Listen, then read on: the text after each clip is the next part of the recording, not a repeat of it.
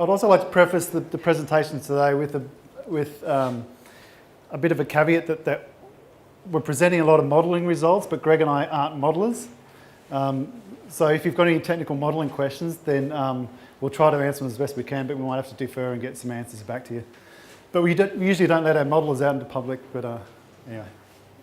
So this is a bit of an overview on capital dredging. This is the impact assessment, and as Greg said, I'm a water quality scientist, so I take the modelling results from the modellers and I interpret that into impacts upon water quality, and then that feeds onto the marine ecology team. So I'm sort of the piggy in the middle of this. There's a bit of an overview. We're going to look at the difference in dredging methods and timeframes between the EIS, which was released 2013, and the AEIS, which you're all probably familiar with, which was released last year. We're going to have a quick overview of the modelling framework for capital dredging, also the water quality monitoring and impact assessment process, and a quick look at some of the model outputs and key findings. So some of the differences in the dredging method and time frame. So that the EIS is dredging for about 4 years using a trailer suction hopper dredge, which you're familiar with. The Brisbane's a small one, does the maintenance dredging every year. It's this one here. It's got a trailing arm which sucks up the dredge material, puts it in a hopper and places it either out at sea or reclamation. The mechanical dredge, this is the mechanical dredge we talk about. This is a backhoe dredge. The other mechanical dredge is the big clamshell dredge that you often see. So back in the EIS, the trailer dredge was dredging for about 8 months in stage A and 3 months in stage C. Placement was about 5.6 million cubic metres of material, and that was placed out at sea. So in the intervening years in the AIS, the dredging's extended because they're mostly using a mechanical dredge now. So there's mechanical dredge is about 80%, and the TSHE has been really reduced down to about 20%. So dredging has extended from 4 years out to about 10 years. But the trailer suction dredge timeframe has reduced. It's come down to 4 months for the widening and 2 months for the deepening, which is sort of comparable to what happened at the 1993 dredge campaign, which is a trailer dredge, and that was over about 3 months. And the other main difference in the AIS is all the dredge material is going to reclamation now.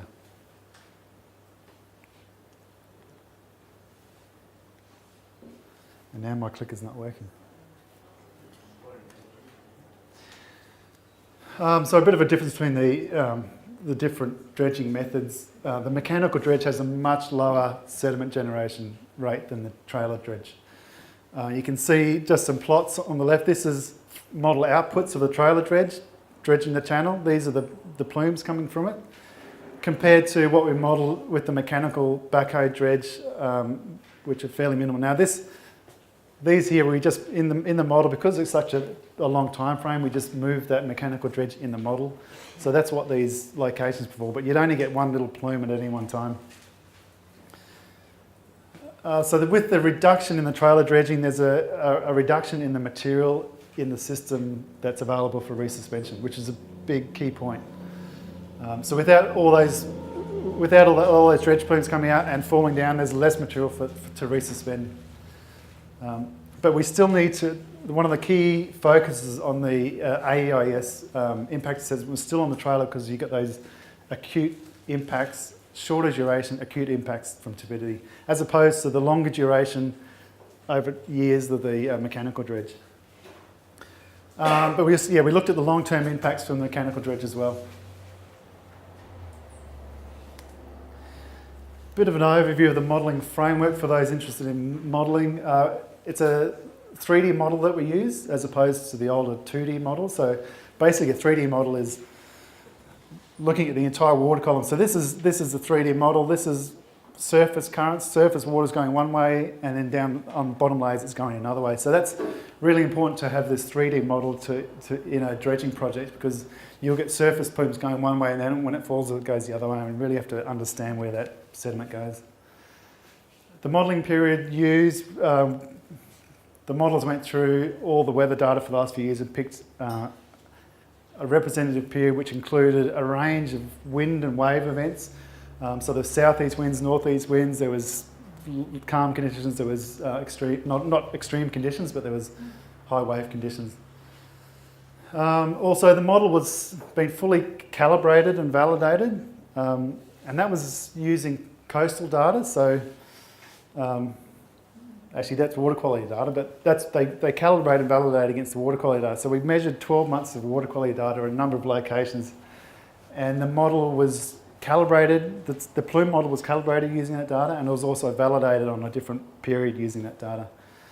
The other thing that was validated too, we went out and did some actually ADCP tracking of behind the dredge. And these diagrams are a bit hard to understand, but this is the channel and this is the dredge plume coming out of it. So we had guys in boats behind that tracking the dredge and tracking the plumes, and then that validated the model. So they ran the model and they compared the outputs against what we see in real life out there.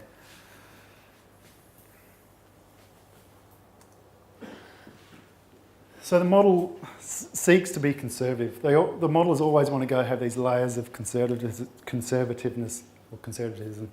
So a couple of examples that there's a range of dredge plume generations, usually from trailers and dredge equipment.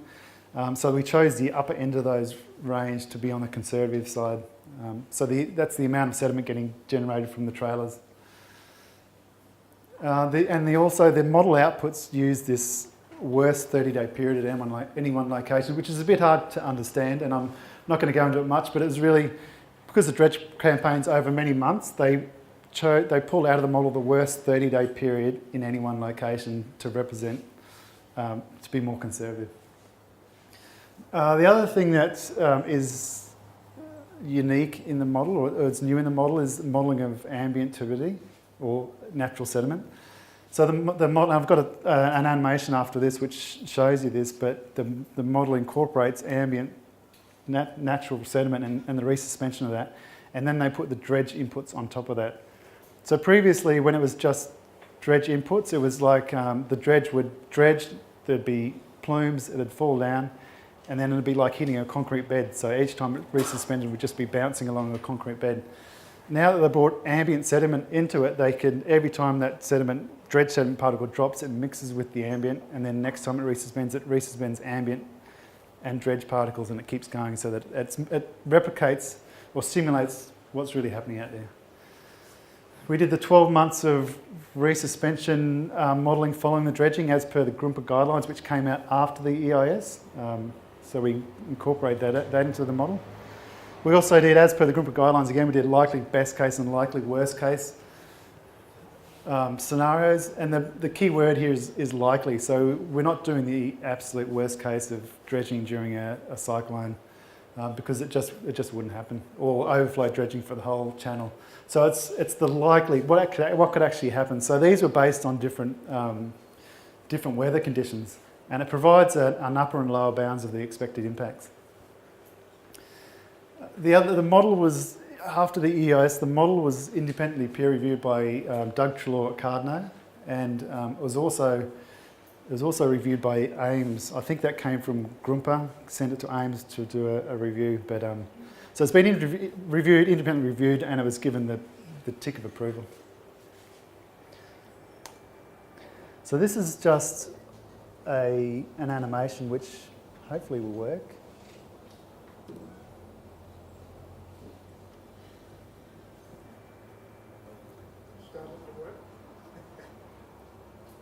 So this is modelling of the ambient sediment in Cleveland Bay. So this is not dredging. This is the model. So this is showing there's some light winds at the moment, and it's starting to pick up. And what you'll see, the southeast winds will pick up and it'll turn the bay fairly brown. And this is the TSS on the bottom of the scale, and you can see it gets fairly murky out there. You can see a bit of an effect of the existing channel as it goes up, but that's the bay when you see it, and it's windy and it goes brown, and then the winds drop off, turbidity drops off, and then we'll get another, I think, of the northeast wind event happening after this. So this model was run, and then it was calibrated against the 12-month instrument data we had out there, just to see whether this model was simulating what was actually happening in real life. Which is leads into this slide. So we did some water quality monitoring at 5 sites for 12 months, 2012 to 2013. So we had 3 locations: Florence Bay, Jeffrey Bay and Picnic Bay. We had one at Virago Shoal and we had one at the Strand. And they were bed-mounted instruments logging turbidity and benthic light, or benthic PAR, and temperature and dissolved oxygen and the rest of it. But the key parameters were turbidity and benthic PAR. And as I said before, that data was used to validate the plume modelling, and it was also used to develop water quality impact threshold triggers.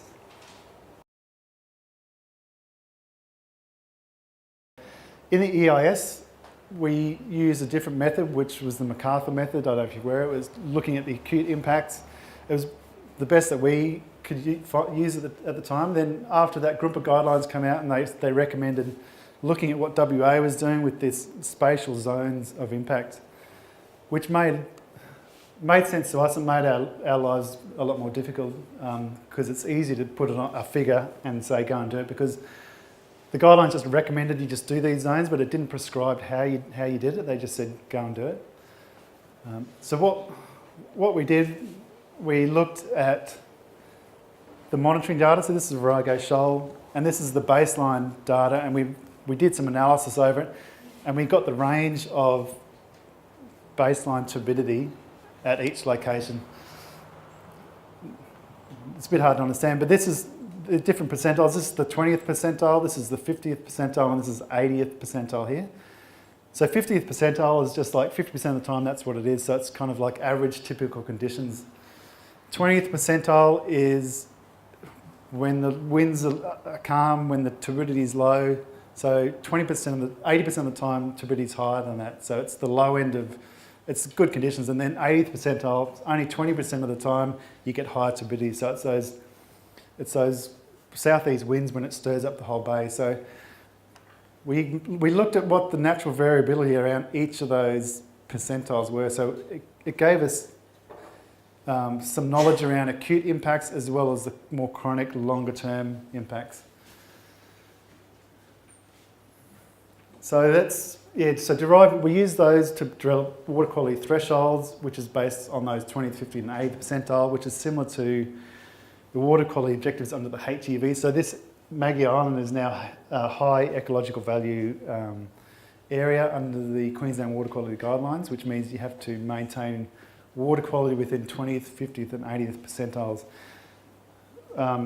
What we've done here is similar to that. I think it's more robust than that. Sorry. Gee. Okay, to test out, this is where Mike Rashid from JCU really helped us out. We worked in with him to try and get these seagrass thresholds. So Mike and I talked over the phone numerous times. He just wanted us to test and say, okay, you've got your low, moderate and high thresholds. Is the low threshold going to kill the seagrass? That's what he wanted to know. So we did this reality check. We had baseline benthic PAR. We put the thresholds on. This is the seagrass threshold. Anything under that, over 2 weeks, gets stress and impacts and dies. So we just had these zones. We put the turbidity on and just brought it down just to make sure it wasn't under that line too much. Okay, I don't know much. Is that half an hour? Okay, some of the modelling outputs quickly. We got ambient turbidity on the left. We got the trailer on here, and then we got the mechanical dredge there, which we went through before.